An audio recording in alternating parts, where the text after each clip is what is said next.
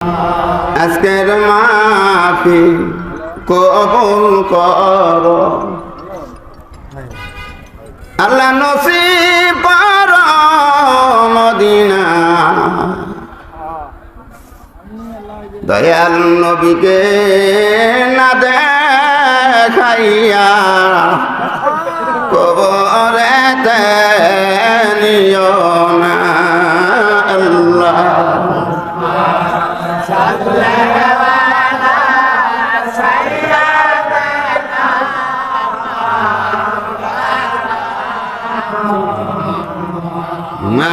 মদওয়ালা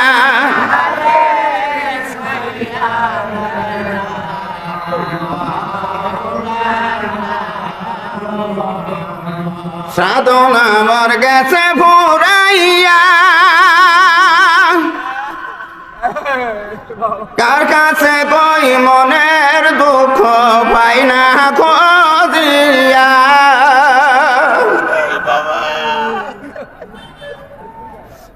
সেই দয়ালের সাত মুখানা দেখি না তো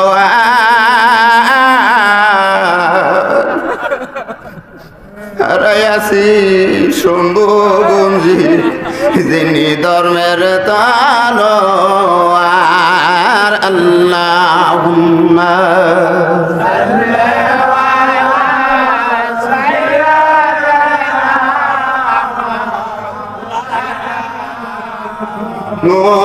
মুহাম্মাদ ওয়া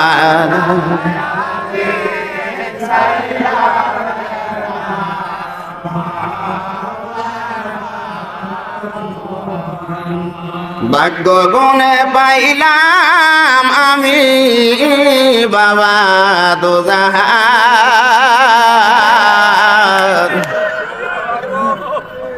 যে আমারে শুনাইতেছে আল্লাহ নবীর শান। বাবা তুমি অলিয় মহান, তোমার কাছে জমা আমার আমল ঈমান। বিশ্ব নবীর মহব্বত পূর্ণ ঈমান, যে আমারে শুনাইতেছেন আল্লাহ নবীর শান। আল্লাহুম্মা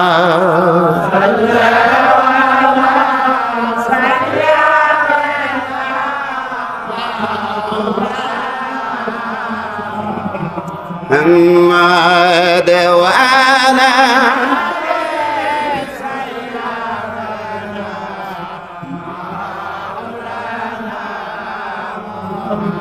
লা ইলাহা ইল্লাল্লাহ, লা ইলাহা ইল্লাল্লাহ, লা ইলাহা লা ইলাহা ইল্লাল্লাহ মুহাম্মাদুর রাসূলুল্লাহ সাল্লাল্লাহু আলাইহি ওয়াসাল্লাম। আমার এই যে মাঝখানে একটু ফাঁকা জায়গা আছে, আপনারা দয়া করে একটু আগাই বলে একটু সুবিধা হয়। কারণ আপনার আমার চাইতে অনেক জ্ঞানী, অনেক প্রেমিক, অনেক ধার্মিক ছিল। আদম আলাইহিস সালামকে রূহ দেওয়ার পূর্বে তার ইবাদতের বয়স ছিল 9.5 লক্ষ বছর। এই মুসল্লি একটু সুযোগ পাইলে মাঝখানে বইয়ে ওরাটা কুনি দেবো, ওরাটা কুনি দেবো, আইসো শালা ঘুরে আয় করে আবার আইসনি। দেখা যায় গর্তনে বাই করে পাইলে এই প্যান্ডেল থেকে বাহির করে নিতে পারলে তার কাম সাকসেসফুল। তার এই সুযোগ দেওয়া যাবে না। যেমন নামাজে দাঁড়াইলে এক মুসল্লি অন্তত আর এক মুসল্লির জামা যেন লাগিয়ে থাকে, কারণ ওই মুসল্লিকে সুযোগ দেওয়া যাবে না। আমরা আশা করি আজকের এই অনুষ্ঠান আল্লাহ রাব্বুল আলামিন কাল হাসরের ময়দানে সকলের জন্য, আমাদের জন্য নাজাতের ওসিলা বানিয়ে দেখ, সকলেই পড়ি আমিন। সম্মানিত হাজিরিন, আমি কোরআন কারিমা থেকে একটা আয়াতে কারিমা তেলাওয়াত করেছি। বুখারী শরীফ ও আবু দাউদ শরীফ থেকে একটা একটা করে হাদিস আপনাদের সম্মুখে তুলে ধরছি, তার সামনে সংক্ষিপ্ত আলোচনা। আচ্ছা, কোন গুণে কিভাবে আমরা বুঝতে পারবো যে এই লোকটাই সত্যবাদী। আমরা মুর্শিদ পীর বাবা জানের সাথে যখন ভারতে গেছি, অনেক হিন্দুদের মাথার পাগড়ি আছে, অনেক লম্বা জামাও পরে, সাদা পায়জামাও পরে, চিনবার ক্ষমতা নেই, কাছাকাছি গেলে দেখবেন সাদা দুইটা দাগ আছে। আবার হিন্দু ভাইয়েরা থাকলে মনে মনে বিরক্ত হবেন না, এটা উপমার স্বরূপ কথাটা বলছি। আমাদের বাংলাদেশেও অনেক দল আছে, সবাই সত্যবাদী দাবি করে, আমরাও দাবি করি। তাহলে আসলে কোন জিনিসটা সত্য এটা আমাদের জানা দরকার আছে কিনা নাই? আছে কিনা নাই? আমার ভাইরাম, যে নবীর শান, যে নবীর গান আমার আল্লাহ রাব্বুল আলামিন গান, আর সেই নবীর আমরা গুণগান গাইতে গেলে দেখা যায় বেদাতের আর শেষ নাই। কিভাবে? আমার আল্লাহ রাব্বুল আলামিন সেই রাসূলের শান গায়, রাসূল আপনার সম্মান, আপনার মর্যাদা দেখে আমি আল্লাহ কত উচ্চাঙ্গ করে দিয়েছি, বলেন সুবহানাল্লাহ। আর ভাইয়ের আল্লাহ রাব্বুল আলামিন আরো বলেন, ওয়া যুকিরাতুল মাই, হে রাসূল যে ব্যক্তি আপনার নাম স্মরণ করে জপে, হাকিকতে সে যেন আমি আল্লাহর নাম জপে, বলেন সুবহানাল্লাহ। সবাই মিলে গাইব আমরা বিশ্ব নবীর গান, হাইরে সবাই মিলে, যার শানে হইয়াছে নাজিল পবিত্র কোরআন, যার শানে হইয়াছে নাজিল গান, সবাই মিলে বিশ্ব নবীর গান, হাইরে সবাই মিলে। আমার ভাইরা, বিশ্ব নবীর নামের গুণ গান গাইতে কি আপনাদের মনে কোনো কার্পণ্যতা আছে, কৃপণতা আছে? তাইলে তো আমার বাবা যতটুকু বেশি হওয়ার কথা না। আমার ভাইরাম, আল্লাহর নবী মক্কার জমিন থেকে মদিনাতে হিজরত করলেন। কাসওয়া নামে একটা উটের উপর আরোহণ করে আল্লাহর নবী যাইতেছেন। শত শত সাহাবীরা আজিজের গলায় গামছা বাজিয়া ডাক দেয়, ইয়া রাসূলুল্লাহ, আপনি দয়া করিয়া আমার বাড়িতে আসেন, আমার বাড়িতে আসেন। আল্লাহর নবী বললেন, শোনো, এই কাসওয়া উট আল্লাহর নির্দেশে চলতেছে, বলেন সুবহানাল্লাহ। এই কাসওয়া উট স্থানে বসবে, আমি নবী সেই জায়গাতে অবস্থান করব, বলেন সুবহানাল্লাহ। আমার ভাইরা, অনেক মানুষ ছোট ছোট পোলাপানেরা আমার রাসূলকে দেখতে পারতেছেন না। ছোট ছোট ছেলেরা ধপ বাজাইয়া নাচিয়া নাচিয়া গায়ে তলাল বাদরু আলাইনা আলাখের, ওই মদিনার ছোট ছোট ছেলেরা ধপ বাজাইয়া নাচিয়া নাচিয়া গায়, ও মদিনাবাসীর আজ তোদের মাঝে আকাশের পূর্ণিমার চাঁদ উদয় হয়ে গেছে, বলেন সুবহানাল্লাহ। আমরা সেই নবীর উম্মত, আমরা সেই নবীর উম্মত, আমরা যার কারণে মহান আল্লাহ গড়াইছেন জগৎ, হাইরে যার কারণে জগৎ, আমরা সেই নবীর উম্মত, আমরা সেই নবীর উম্মত, আমরা সেই নবীর উম্মত। আমার ভাইরা, আমার দয়াল নবীকে আল্লাহ রাব্বুল আলামিন বলছেন, হে সম্মানিত নবী, আপনাকে প্রেরণ করেছি সাক্ষী রূপে, বলেন সুবহানাল্লাহ। তাহলে একটা জিনিস না দেখে কি সাক্ষী দেওয়া যায়? দেওয়া যায়? আমার নবী কিভাবে দেখলেন? কোরআন শরীফ খুলিয়া দেখেন, আল্লাহ রাব্বুল আলামিন বলেন, আলাম তারা কাইফা ফাআলা রাব্বুকা বিআসহাবিল ফিল। এই আয়াতটা কি কোরআন শরীফ খুললে বাড়াবো না? বাড়াবো না? আমার ভাইরা, তাহলে কি এই আয়াতটা আমাদের জামালপুর জেলা বকশীগঞ্জের জন্যেই? এই সাইডের মানুষগুলো আমার পড়ালে বিরক্ত হয়েছে। এরা মনে মনে কইতেছে আউ করি নে কর্মই নেই আছে, যা করে আল্লাহ। আমি আপনাদের কষ্ট দেব না। আল্লাহর জিকির, রাসূলের দরুদ যত উচ্চ সুরে পড়া যায় ততই লাভ। কিভাবে? এই দরুদের আওয়াজ, আল্লাহর জিকিরের আওয়াজ যতটুক পর্যন্ত পৌঁছে, এর ভিতরে কোনো কবর আল্লাহর কবরের শাস্তি হতে থাকলে আল্লাহ পাক তার বরকতের সঙ্গে সঙ্গে তার কবর আযাব মাফ করে দেন। তাহলে সেই হিসাবে আস্তে করাই বালা, ঠিক না? আস্তে কইলে আলাদা জিনিস ভালো আছে, সেটা হইলো আরাধনে ঘুম ভেঙে গেল না, দুইটা লাভ। আওয়াজটাও ধরে গেল না, ঘুমটাও ভাঙলো না, আপনারা একটু কষ্ট হইল না। তবে আল্লাহর জিকির যত উচ্চ সুরে করবেন তত ইমানি শক্তি আল্লাহ বৃদ্ধি করে দেয়। বলেন সুবহানাল্লাহ। আমার ভাইরাম, ইশকে রাসূল আহমদ ইয়ার খান নাইমি রাহমাতুল্লাহি আলাইহি লেখছেন, কাল সর্বশেষে যে ব্যক্তিরা আল্লাহর জাহান্নাম থেকে বাহির হবে তারপরে আর নাই। ওই বান্দার আওয়াজ যখন আল্লাহ পাকের দরবারে বসবে, যে সুরটা আমরা রহমতের সুরে গাই, খাজা বাবা আমাদের শিক্ষা দিয়েছেন, খাজা বাবা এনে তুই শেখাইছেন, বাবা আল্লাহর গজব প্রাকৃতিক দুর্যোগ থেকে তোমরা যদি মুক্তি পেতে চাও তাহলে শেষ রাতে সুখের বিছানা ছেড়ে দিয়ে মহান আল্লাহকে ডাকো, ইয়া আল্লাহ ইয়া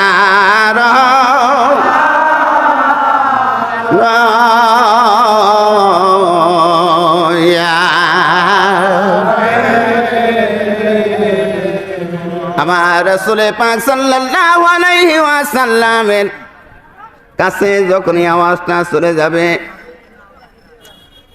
আল্লাহর নবী সেই জাহান্নামের দরজাতে দাঁড়াবেন। আল্লাহ রাব্বুল আলামিন বলবেন, হে সম্মানিত নবী, ওই বান্দা আমার সেপ্তসানা গাইতেছে, এর ভিতরে একটা জাতি নাম দুইটা আল্লাহর গুণবাচক নাম। ওই বান্দার সুর শুনি আমি আল্লাহ খুশি হয়েছি।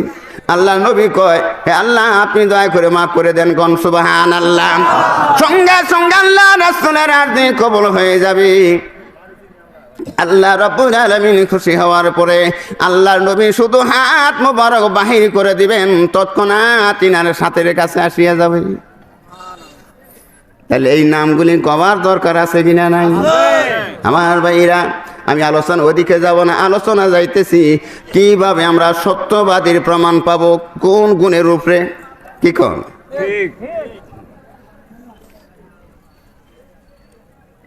রাসূল পাক সাল্লাল্লাহু আলাইহি ওয়াসাল্লামের প্রিয় সাহাবী হযরত আলী কারিমুল্লাহ ওয়াজহাহু কাবা ঘরের সামনে বসে সাহাবাদের নিয়ে আলোচনা করতেছেন।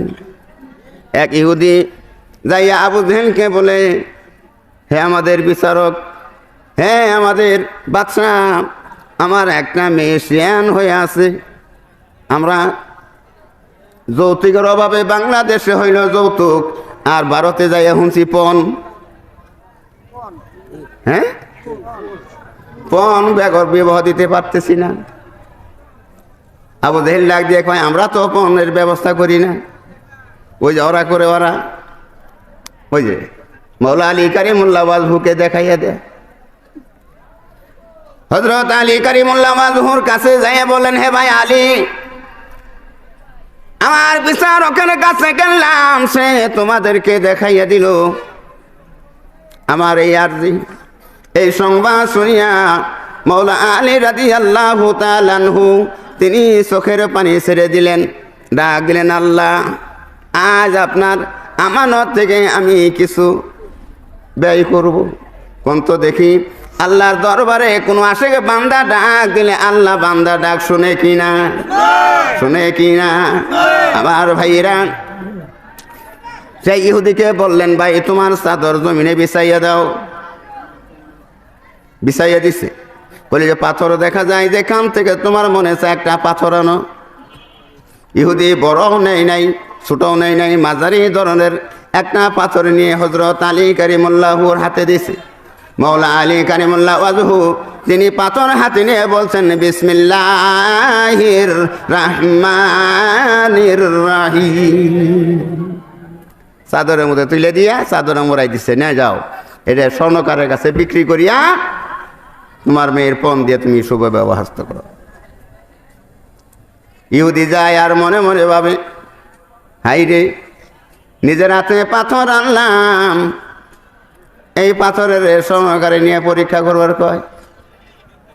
কিছু দূর গেলে সেখানে যাইয়া দেখছে একটা খেজুরের বাগান। খেজুরের বাগানের আড়ালে যাইয়া তাকাইয়া দেখতেছে স্বর্ণ হয়ে গেছে। কোন সুবহানাল্লাহ। আরো আসতে কবেন মাইসেদের না শুনে। আমার ভাইরাম, ইহুদি মনে মনে খুশি, মুসলমানের কাছে যাইয়া এত সুন্দর একটা মন্তর শিখলাম যে মন্তরের তাসিরে পাথর স্বর্ণ হয়ে যায়। বাড়িতে যাইয়া তার বিবিরে ডাকছে, বিবিরে আজ মুসলমানের কাছে যাইয়া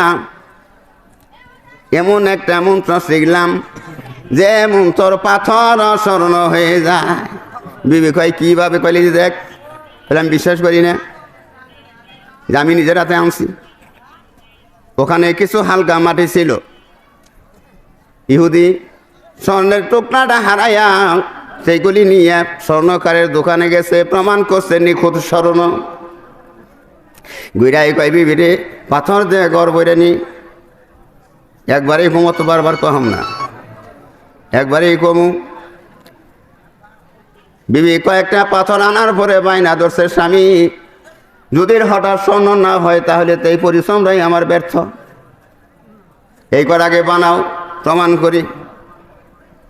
আমার ভাইরা, এই যে বিসমিল্লাহির রহমানির রহিম কয়, পাথর আর স্বর্ণ হয় না। উভয় যখন পাথর আনতে গেছে, এই সুযোগে আর এক দুষ্ট লোক আইসা স্বর্ণের পুটলাটা নিয়ে গেছে। উপকার হয়েছে না? যে তালাশ করে ওটাও নাই। ইহুদি থর থর করে কাঁপতে লাগলো, বিবিরে যে ব্যক্তি পাথরের স্বর্ণ বানাইয়া দিল তার সঙ্গে এই আচরণ কোনটার বেয়াদবি হয়ে গেছে। চল যাই, তার কাছে যাই, আমরা সারেন্ডার হই। হযরত আলী কারিমুল্লাহ ওয়াজহুর কাছে যাইয়া দাঁড়াইয়া ডাক দেয়, আলী রে, আমার বেয়াদবি হয়েছে, ভুল হয়েছে, আমি ক্ষমা চাই। আল্লাহর নবী কয়, আল্লাহর নবী বলছেন, আল ইসলামু ইয়াহদিমু মান কানা কাবলাহু, ইসলাম গ্রহণ করলে পূর্বের সমস্ত গুনাহ মাফ হইয়া যায়। হযরত আলী কারিমুল্লাহ ওয়াজহু বললেন, হ্যাঁ আমি তোমাকে ক্ষমা করব একটা শর্তে, তুমি যদি পড়ো লা ইলাহা ইল্লাল্লাহু মুহাম্মাদুর রাসূলুল্লাহ সাল্লাল্লাহু আলাইহি ওয়াসাল্লাম। হযরত আলীর দিকে তাকাইয়া তার সন্তানেরা, তার বিবি সহ তারা হাওমাও করে কাঁদতে লাগলো। আল্লাহ নবী কয়, হুমুল্লাযীনা ইযা বিযিকরিল্লাহ, যার দিকে তাকালে হৃদয় থর থর করে কাঁপে, চোখ থেকে পানি আসে, ওই লোকটা হইল আল্লাহওয়ালা, ওই লোকটা হইল সত্যবাদী, ওই লোকটাই হইল আল্লাহর বন্ধু।